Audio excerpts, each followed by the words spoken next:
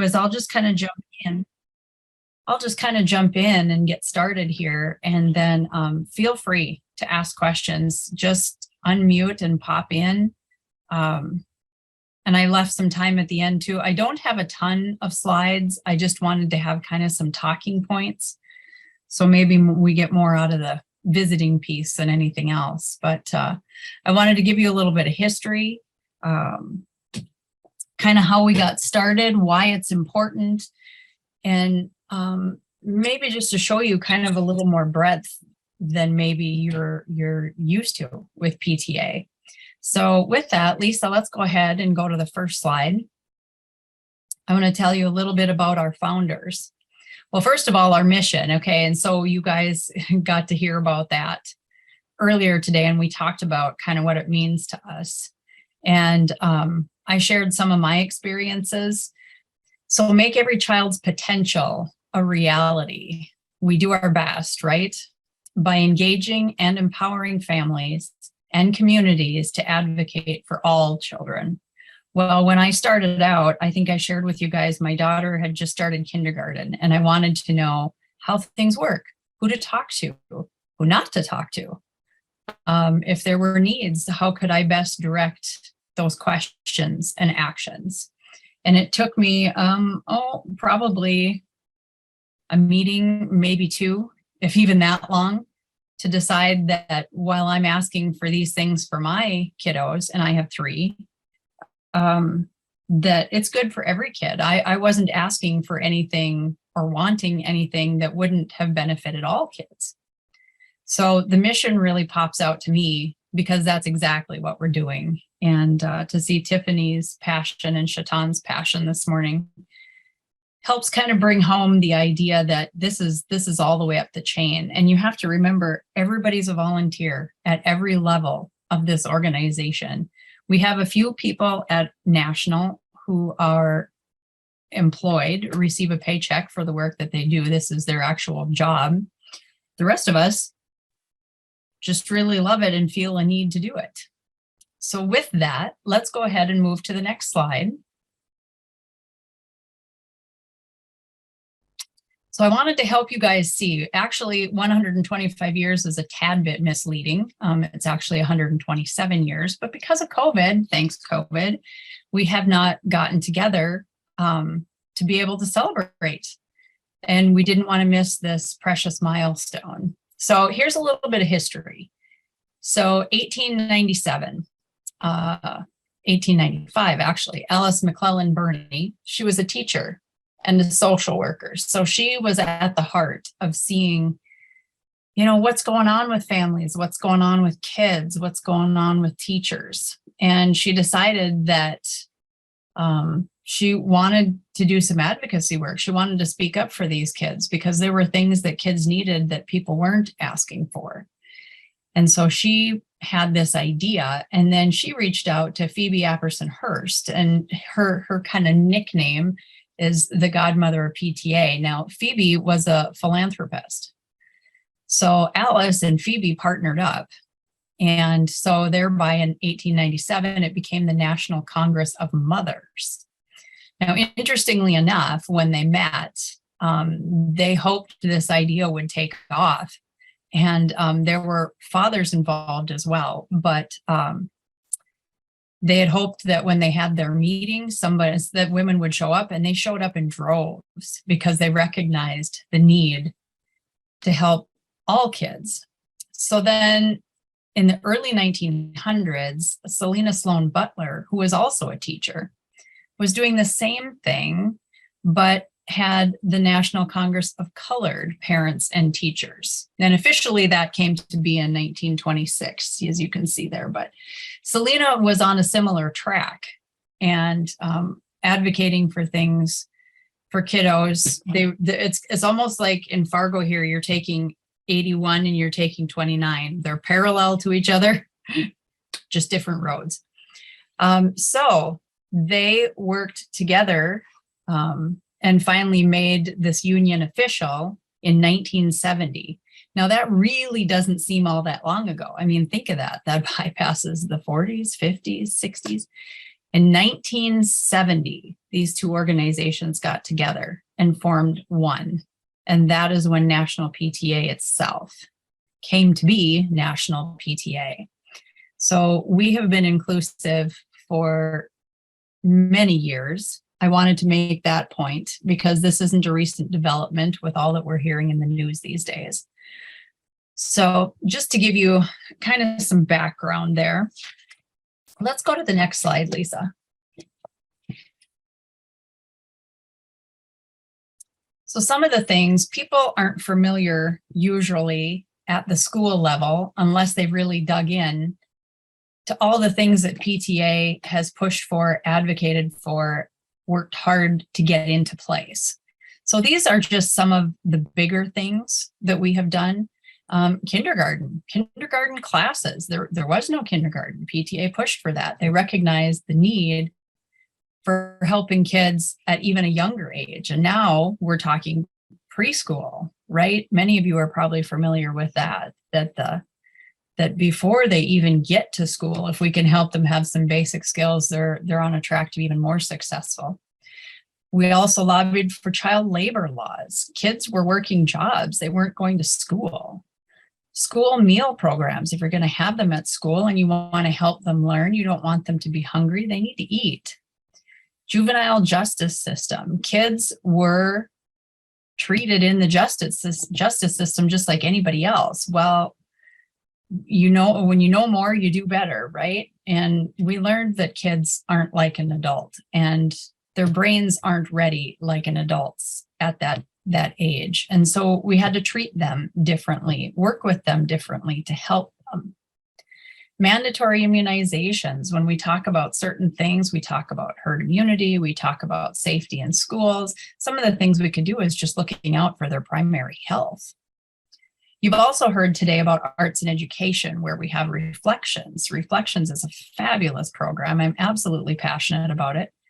And Shan's doing a beautiful job with it. So I encourage any and all of you at your schools to be active, find a teacher, find a parent, find someone who is willing to help work with that. In many cases with Reflections, it can be artwork or projects that the kids are already doing.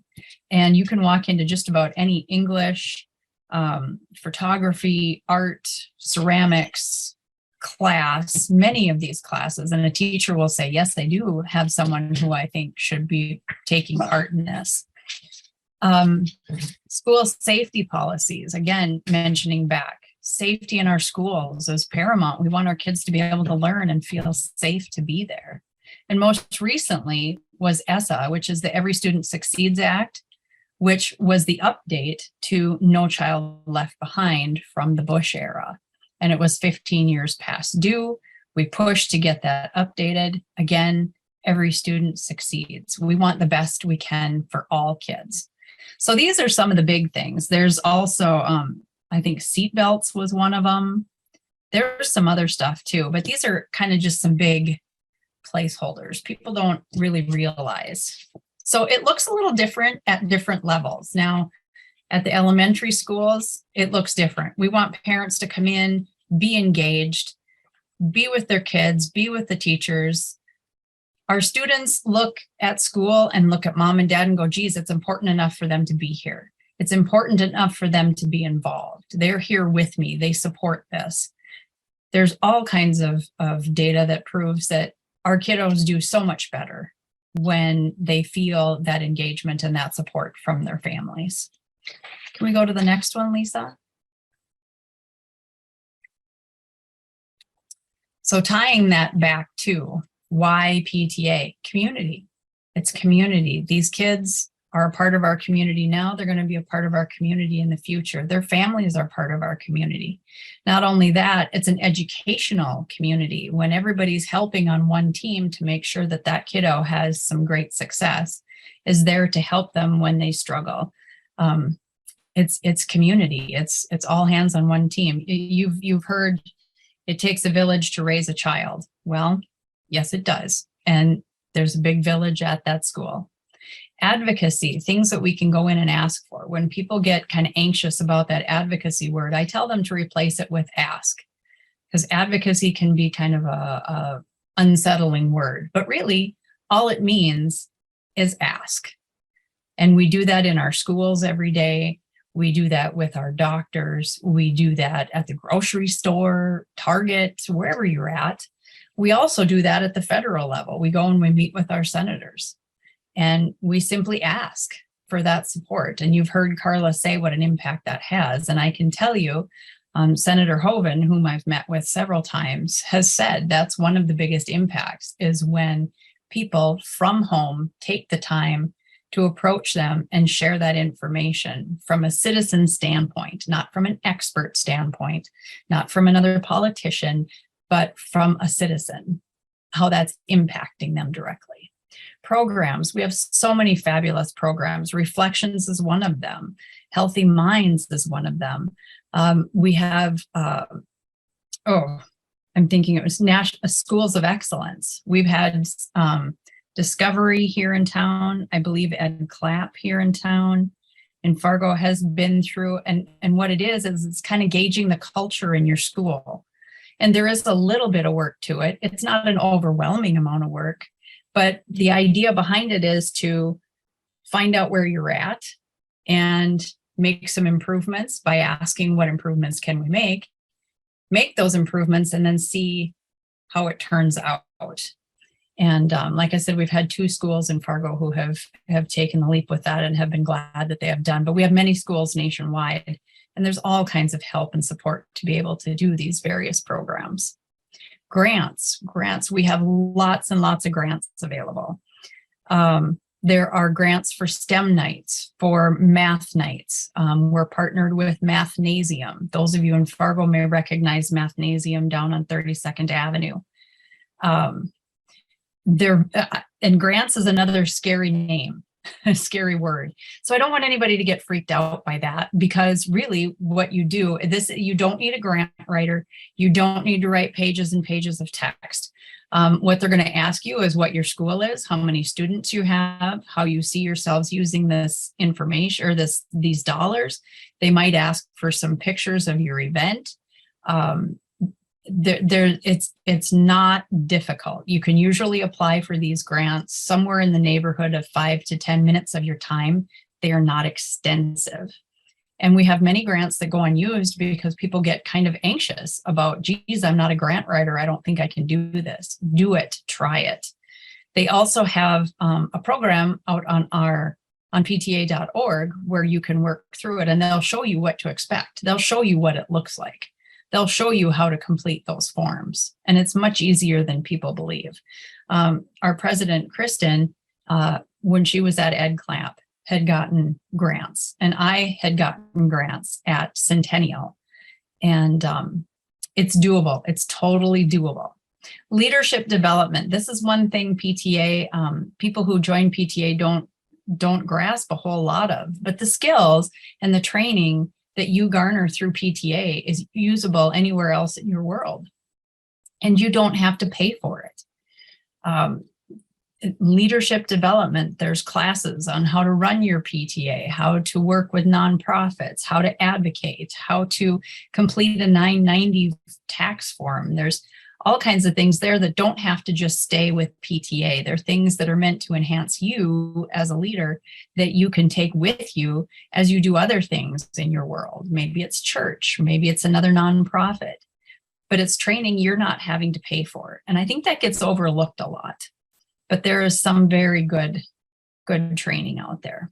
Again, PTA.org. So I'm going to ask Kristen to share my screen in a little while, but first let's move on to the next slide.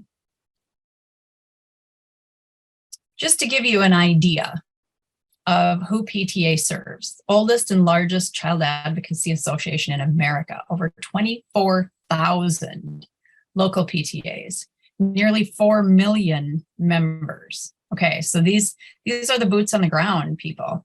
So if you are a part of a different organization, and let's say you have 30 members versus us going to the Hill representing 4 million members, there's going to be a little more sway there. So I'm going to bring up PTOs. PTOs don't, it's hard to say this because PTOs in a sense don't actually exist. They don't go beyond the school doors. They do have a magazine, interestingly enough, but they are not a coordinated organization. And they're wonderful to the point that they get parents involved with the schools, with the kids, and that is all good and welcome. I would rather have a PTO than nothing, but PTA is like the next level. It offers you training, it offers you access, it offers you materials. There's so much more that PTA has to offer. PTO stops at the school doors. And PTA is nationwide. So look at this, 16.5 million students served in the US and all around. Now, are we international? Not exactly, but we do serve our military families overseas. 55% of PTAs serve Title I schools. 59% are students of color. 71% of PTAs serve elementary schools. It looks a little different at the middle school level and at the high school level. 400,000 plus in grants awarded to PTAs and schools for program efforts. And from what I have seen of the grants, I haven't looked this year, but many of them are 1,000 or more in dollars. They can range from a few hundred to several thousand, depending on what the event might be or what the program might be. This year, I thought I saw a back to school video that said over 600,000 in grants. And if we don't apply for those and get them used, and many have gone unused in years past, we won't be able to secure them again because these companies truly want these dollars used in these programs going on. 69% of dues spent on programs for PTA and families. So the majority of the dues that we do have go into those schools and back to those families. There is some administration, there's some in materials, and there's some in technology and those kinds of things. But 69% goes back. Let's move to the next one, Lisa.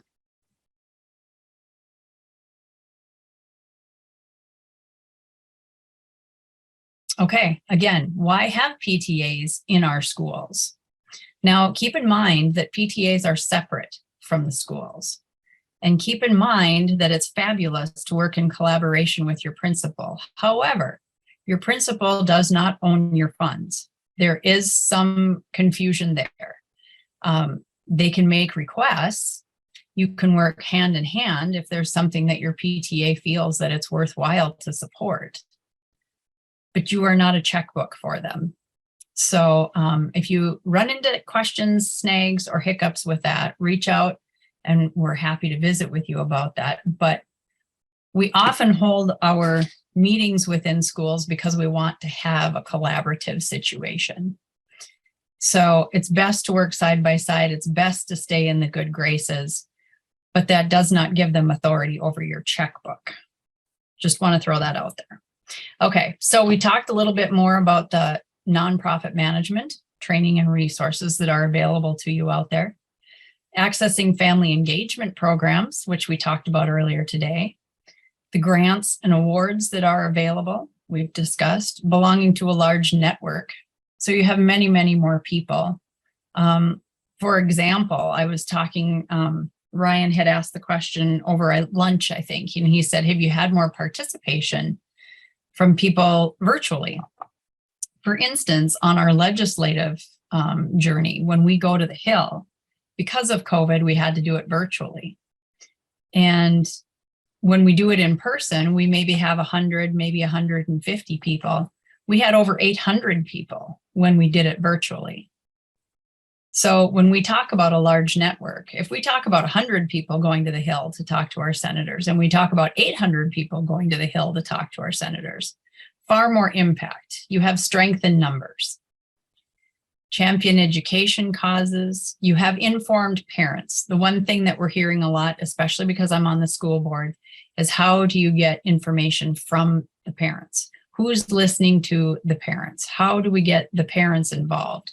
PTA is the way to do that. It is the number one letter, parent, teacher association, because this is good for our kids, right? So this is how we get that parent voice. I've also been involved, as Amy has, at task forces at the state level. And they want that parent voice even at the state level. So they look to us. We are included, PTA is included, because they want that parent voice.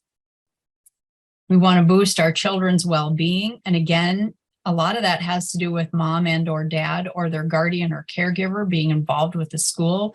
When those people are present, that ups the importance for those kiddos that, hey, they care enough to be here, right? But not only that, we talked about healthy minds today. We have resources. A lot of what PTA does is they bring in the experts. They don't just sit in a room and make decisions. They bring in the experts. They learn in depth about that topic and then make a recommendation coming out of those meetings. So when you see that PTA is promoting one thing or another, it's because they've learned from the experts and have made a decision which way will benefit our kiddos the most. So again, that goes along to improving communication. And then you also have that advocacy or asking on a federal level. Next slide, please. All right, here we go. Lisa, I'm going to need you to click on these, but we'll start with that top one. Why join PTA? I pulled a couple of these off of National PTA's website. Can you guys see the website here? Yes. Yay. Okay. Well, I don't know why we couldn't do the video, but can you see the video there? Yep. Well, let's try it. Can you hear it? Kids do better when parents are engaged in their education. It feels good to have my parents involved. With schools facing challenges like shrinking budgets and a lack of educational equity, your local PTA is more important than ever. I decided to join the PTA because I want to be involved in my child's school and in her education and in the education of everyone in our community. What I've seen evolve is my opportunity to take papers home and grade them, or go online and do something for the PTA. If I can't actually be there, and it gives an opportunity for every parent, no excuse, to be involved. You know, the parents, everybody is welcoming. You know, there's a great support mechanism in there. The PTA provides programs on strengthening family-school partnerships and free resources for members on issues and areas such as STEM and health and safety. I grew up in a different country, and I came here to this country as an adult. So I have no frame of reference of what an education system is here in the United States. It's been a wonderful way and opportunity to learn. And you're trying to, you know, inspire your kids and support their passions and you know, help them find opportunities. And, you know, again, programs just like Reflections. Schools are stronger thanks to PTA programs like STEM, the Reflections Arts Program, and School of Excellence. There are also grants available to help fund these and other initiatives. When you join your local PTA, you become a member of your state and national PTA automatically. That makes you part of a powerful association that can advocate on behalf of children and educators at the local, state, and national levels. PTA helps schools meet the challenges of delivering quality education, and your help is invaluable. Contact your local school or go online to pta.org/join to find out more about joining PTA. Okay, well, we got that one to work. Let's see if I can go back to the other one. Well,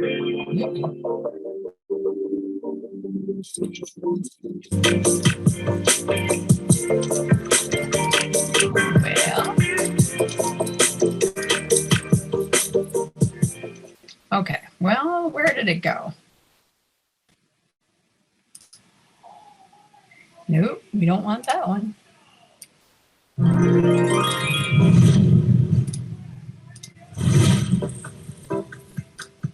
Time I is think we'll shade. just close that.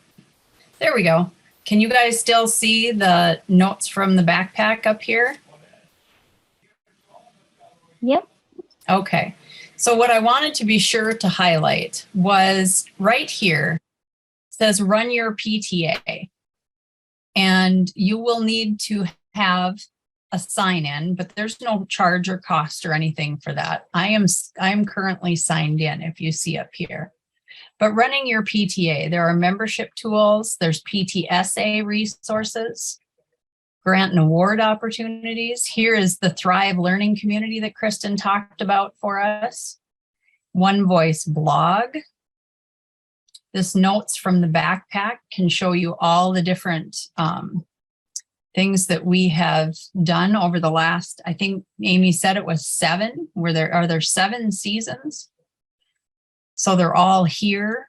And this tells you a little bit about what it's about and who they're visiting with, improving student wellness, teacher burnout, addressing learning loss. Here's all kinds of previous episodes. So that's all available to you. Training. There's various initiatives for training. This one happens to be under the Center for Family Engagement. I'm going to pop all over the place, but I encourage you to spend some time out there. You can utilize these to train within your own PTA. You could hold a parents' night if there's a particular topic. There's the learning series. There's the e-learning. So these are all under the Center of Family Engagement. But if we go back here,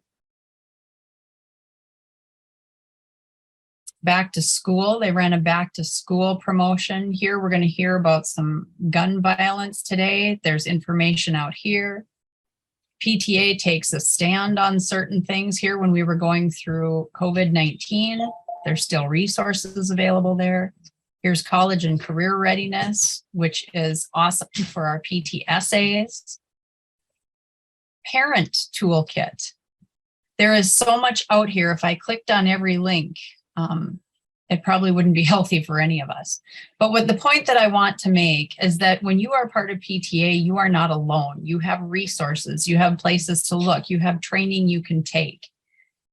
Be sure to utilize this. PTA nationally has invested a great deal into making sure that the training is available, be it for the position that you hold within the PTA, whether you're a treasurer or a president, or there's parliamentary procedure things if you want to do that. Here's parents' guides. We used to print a magazine. Maybe it's still, is it quarterly maybe? Amy would know. But we provide it, of course, in the electronic form, Our Children magazine. And there's always good articles in there. Sometimes those are just fun things to send out just to create awareness. Post them on your Facebook page.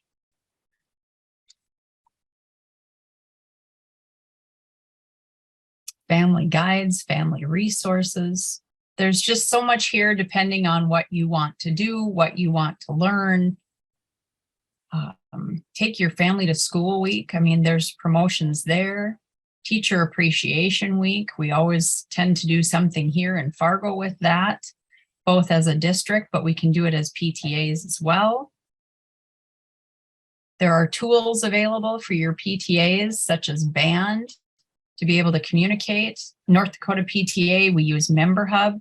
Member Hub is available to all of our units. You can keep all of your documentation there. You can communicate through there. You can have registrations through there. You can have a school store through Member Hub. There's so much you can do with that. That if you want training on that, we're happy to help with that. I just want you to know that everything is out there that you could possibly want or need. And if there's something you need and it's not there, let us know. So with that, just pta.org is going to be your key there, pta.org. And with that, I don't know how much time we have left, but do we have any time for questions? I haven't looked at the schedule. Oh. And I'm free anytime. Anybody should feel free to reach out to me anytime. Email me, call me, text me, whatever works best. I'll put my information out here.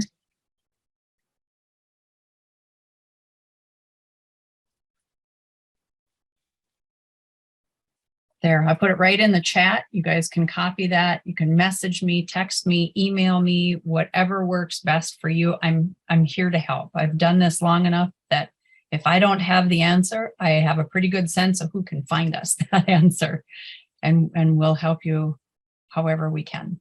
So now it's all in the chat. Anybody have any questions? Chris, you're new, so I'm glad you've joined us. Thank you. And I'm actually honored because if I hadn't been doing this one, I'd be sitting in the college one with Ryan. So thank you guys. Oh, good, Shan. And there's so much more. I could do this all day long, but that just kind of gives an overview. And I kind of went off of the things that when I started into PTA that I wasn't aware of. And it took me a while to kind of put the pieces together. So just wanted to share some of that.